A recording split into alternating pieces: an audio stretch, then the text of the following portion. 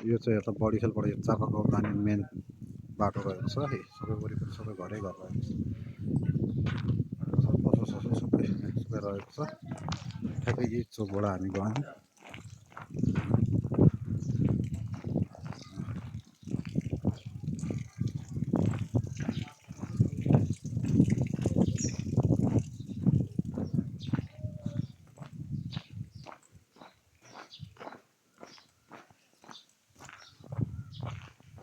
यहाँबाट फेरि तलतिर जानुभयो भने चापागाउँ गयो। सबै बस्ती बस्ती रहेछ, ठुल्ठुलो घर रहेको छ।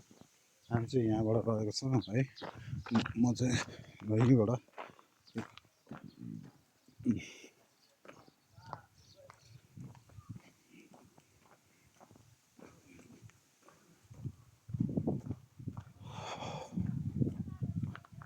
अहिले म चाहिँ त्यो डिलबाट उक्लिएको थिएँ सर्टकट भनेर है।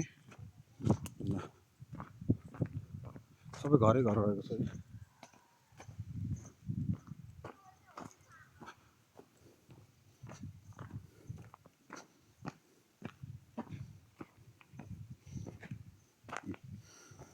जग्गा हेर्नु, यो किला भयो, यो किला भयो। यो किलाबाट सिधै आयौँ हामी। काटेर दिने हो तपाईँलाई। यो किला भयो।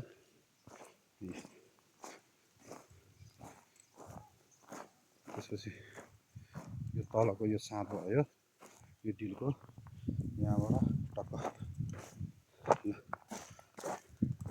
यहाँ डिलमा गयो। 13 फिटको बाटो हेर्नु यो रहेको छ। सबै वरिपरि सबै घरै घर रहेको छ।